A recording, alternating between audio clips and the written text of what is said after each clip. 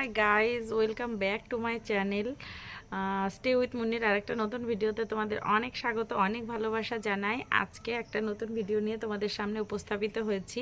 আশা করছি আজকের ভিডিওটা তোমাদের অনেক অনেক ভালো লাগবে। আর যদি ভালো লাগে একটা লাইক করো, কমেন্ট করো, আর বন্ধুদের সাথে শেয়ার করতে অবশ্যই ভুলো না। তো চলো ভিডিও স্টার্ট করা যাক। আর আজকের ভিডিওটা কিন্তু খুব ইম্পর্টেন্ট হতে চলেছে, সুতরাং কেউ মিস করো না। আমাকে একজন জিজ্ঞাসা করছিল আর কি কমেন্ট করে যে দিদি, অন্যদের বাচ্চা বা মানে স্বপ্নে যদি আমি দেখি যে আমার ছেলে বাচ্চা আর কি হয়েছে, বা আমি কোনো ছেলেকে কোলে নিয়েছি, তাহলে আমার কি সন্তান হতে পারে, এ ধরনের একটা সামথিং এরকম একটা কোশ্চেন ছিল। তো যাই হোক, আমি এই ভিডিওটা এই জন্যই করছি যে আমার সাথেও সেম এরকম হয়েছিল। ওই জন্য আমি ভাবলাম যে তোমাদের সাথে এই ভিডিওটা করি। কেন বলো তো? দাঁড়াও, আমি এটা দেখে একটু কথা বলছি। আমি হচ্ছে যখন অংশনা আমার আর কি পেটে ছিল, তখন আমি স্বপ্ন দেখেছি যে হচ্ছে একটা আমি একটা ছেলে বাচ্চাকে কোলে নিয়ে দাঁড়িয়ে আছি। তো ওইটা দেখছি যে আমাদের পাশের বাড়ির একটা মহিলার আর কি ছেলে, কিন্তু তার ছেলে অনেক বড় হয়ে গেছে, কিন্তু আমি দেখছি আমি ছোট্ট একটা বাচ্চাকে কোলে নিয়ে আমি দাঁড়িয়ে আছি। তো আমি ভাবলাম যে ছেলের স্বপ্ন দেখেছি, তাহলে মনে হয় মেয়েই হবে। কিন্তু আলটিমেটলি তো আমার ছেলেই হয়েছে।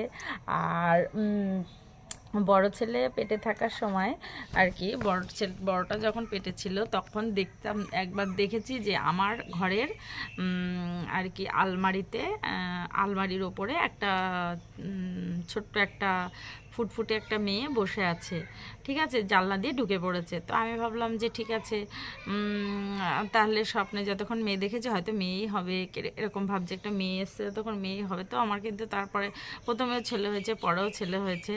তো একটা কথা তোমাদের সঙ্গে শেয়ার করাই ভালো, যে আমার সাথে যেটা হয়েছে তোমাদের সাথে সেটা নাও হতে পারে, কিন্তু যখন আমি অংশনা পেটে থাকাকালীন এই স্বপ্নটা দেখেছিলাম যে আমি একদম পরিষ্কার দেখতে পাচ্ছি যে আমি একটা ছেলে কোলে নিয়েই দাঁড়িয়ে আছি।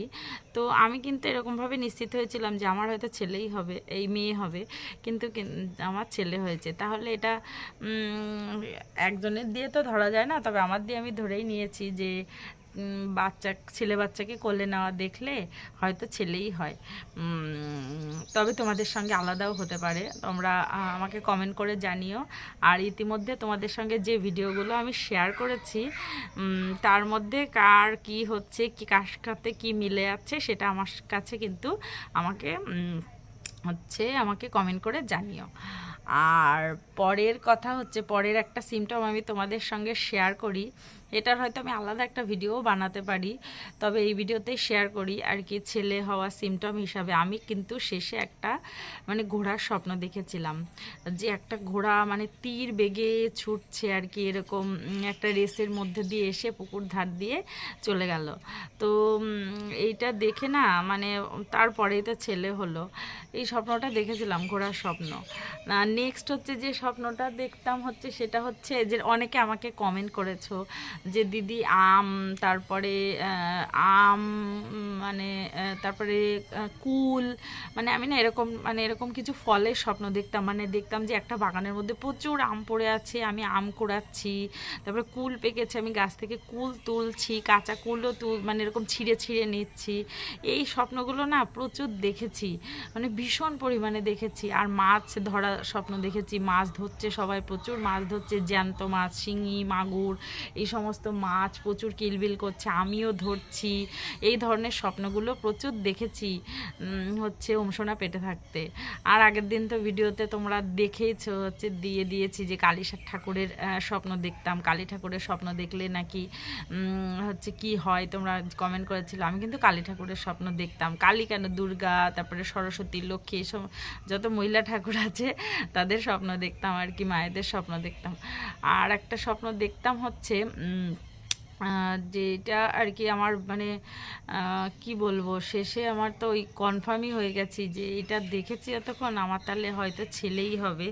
সেটা হচ্ছে তোমার ওই যে ওই ঘোড়াটা আর কি, ঘোড়ার স্বপ্নটা, মানে ঘোড়ার স্বপ্ন দেখেই বুঝতে। আর একটা হচ্ছে ইলিশ মাছ, মানে একটা বড় একটা ইলিশ মাছ, মানে আমাকে একটা বড় থালায় দেওয়া হয়েছে, সেটা আমি বয়ে বয়ে নিয়ে আসছি, এরকম একটা স্বপ্ন দেখেছি। তো আমি ভাবছি ইলিশ মাছ ধর, দেখ স্বপ্ন দেখেছি, মনে হয় মেয়ে হবে, ঠিক আছে। কিন্তু ছেলে হয়েছে। যাই হোক, তোমাদের যা আর কি, যে যা সন্তান যাই আসুক, সুস্থভাবে আসুক, ভালো হোক। একটা সুস্থ সন্তানের জন্ম দেওয়াই আমাদের আর কি কাম্য হোক। ঈশ্বর যেন না করেন যে কারো সন্তান কোনোভাবে বিকলাঙ্গ বা যে কোনো রকমের কোনো ত্রুটি না থাকে।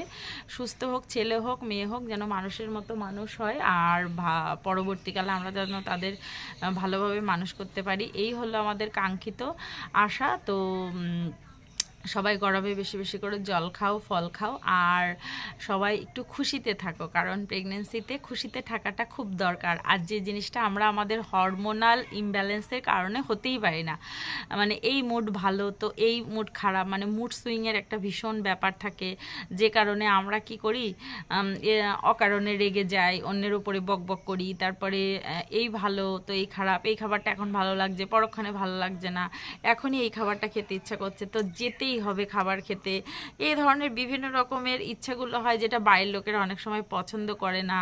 তো সেই ক্ষেত্রে কি হয়, একটা মনোমালিন্য সৃষ্টি হয়। হাজবেন্ড অনেকের বাড়ি পাশ থাকে না, হাজবেন্ড কাছে থাকে না, শাশুড়িদের কাছে অনেকের টর্চার হয়, এই সমস্ত বিভিন্ন কারণে। তারপরে অনেকের বড় মানে প্রথম সন্তান আর কি থাকে, যাদের পড়াশোনা বা এই সমস্ত কারণে মায়েরা ডিপ্রেস থাকে, যে আমি প্রেগনেন্ট অবস্থায় হয়তো বড় সন্তানের জন্ম এই কি দেখভালটা ঠিকঠাক করতে পারছি না, এই সমস্ত কারণে আমাদের মনটা খারাপ হতে পারে। তো সেই সমস্ত দিক দিয়ে বলছি যে একটু খুশিতে থাকার চেষ্টা করো। কটা তো মাস, মানে 9টা তো মাস না, আমি এই কারণে বলছি না, যে এই 9টা মাস যদি আমরা ঠিকঠাক মতো কাটাতে পারি, তাহলেই পরবর্তী সারাটা জীবন আমরা ভালোভাবে থাকবো।